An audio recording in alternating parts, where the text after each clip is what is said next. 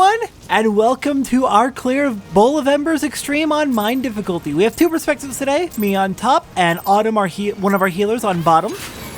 We have the healer perspective because there's some bullshit healer mechanics in this fight. So, main thing is, we have several markers around the field. We have the letter markers denoting where the healers should be standing for most of the fight. They're going to be moving from B towards C over the course of the fight.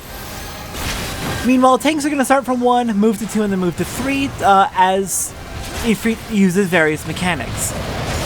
So what's going on with the healers is, one of the healers, every 15 seconds or so, is going to get a debuff called Searing Wind. While they have this debuff, every few seconds they're going to explode. It'll do nothing to them, but everyone around them is going to get massive knockback damage, and they're just going to be in pain. So we want the healers to stay far away. We've placed these markers so that they are close enough to the party that they can heal us, but far enough from the party that they're not going to kill us with their Searing Wind. And they're just going to be moving from B towards C over the course of the fight as we move from 1 towards 3. On the tank side, we have Superation debuffs coming out, which lowers our max HP, so we need our tank swap every few stacks. We were doing it at about 4 stacks is when we would start to switch.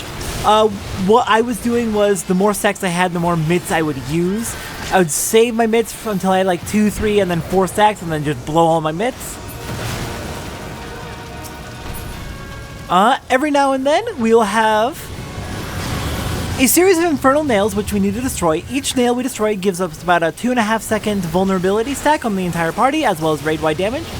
So we want to be careful about killing the nails. We were killing them from the north and moving clockwise, killing them one at a time so the vuln stack would wear off. After that, he does his big raid-wide phase transition. He also had that big mechanic just now where he did puddles across the entire arena.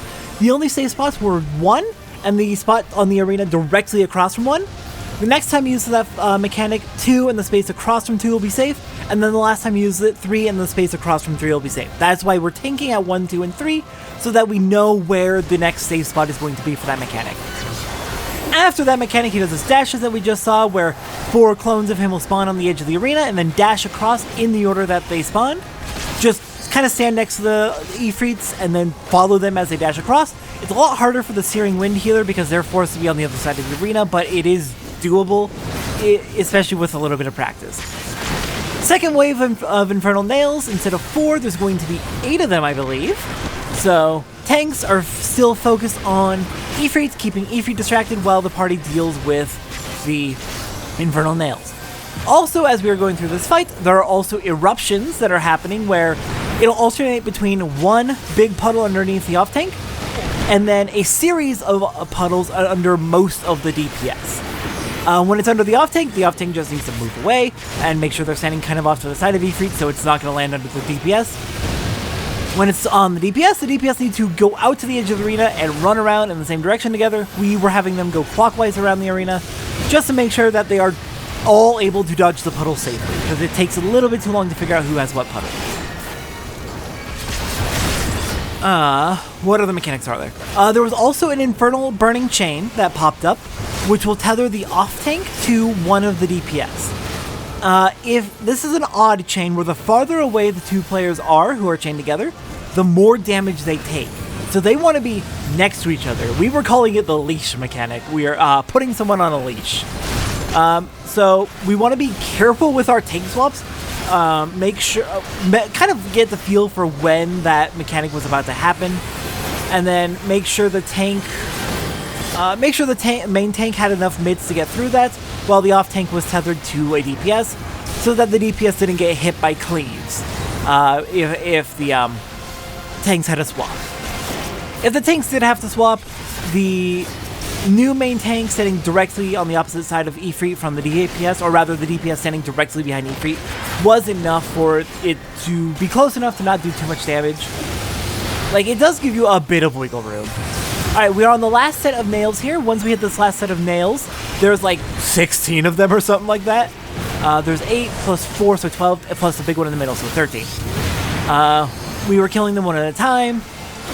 We were not the best at organizing whether we fight the inside or outside nails first. We had a plan and it didn't get stuck to very well. That last nail in the middle has a lot of health and does a lot of damage. We wanted to destroy it last. just because it's such a heavy hitter, we want to be able to dump resources into it, and that would mean not having a lot of resources for the rest of the nails. So we are doing the big nail last. I believe it is recommended on older guides that you use a melee limit break, especially limit break 3 on the middle nail, but that's not really needed anymore, even on mine with power creep. Ifrit does HP lock at 10% in this portion. You can't get him below 10%. So once we hit 10%, we were having the off tank and the DPS they are tethered to go and work on the middle nail a little bit. Don't kill it, but work on it a little bit, just to make a little bit more progress. We made it through. It was rough. We were limping at this point. It is a lot of heal checks here.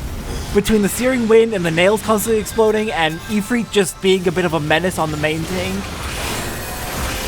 Thankfully, we were able to pop a clutch limit break 3 from the healers, get basically everyone back up, and we were able to pull out the clear from here. Fun fight, very chaotic fight. There's a lot happening. It's a lot of stress on the healers, like with Titan, but in a different way. Rather than it being big hits, it's a lot of hits.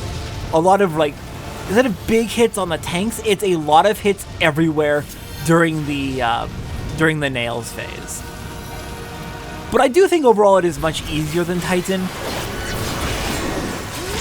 It's just a bit more on the chaotic side.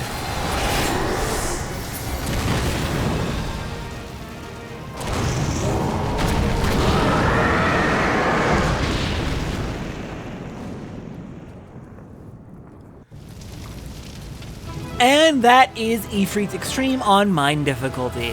Fun fight, very chaotic, but we did it, which means next time we come back for Extreme Mine fights, it's going to be Moggle. That is a fight that I don't think is going to be too hard, but it's going to require a lot of coordination, because that's a very gimmicky fight. I do like that all the Realm Reborn Extremes are difficult in different and unique ways. Like with Garuda focusing on the ads and the dealing with the plumes. Yeah. I'll see everyone next time for patch 3.3, and then later, Moggle.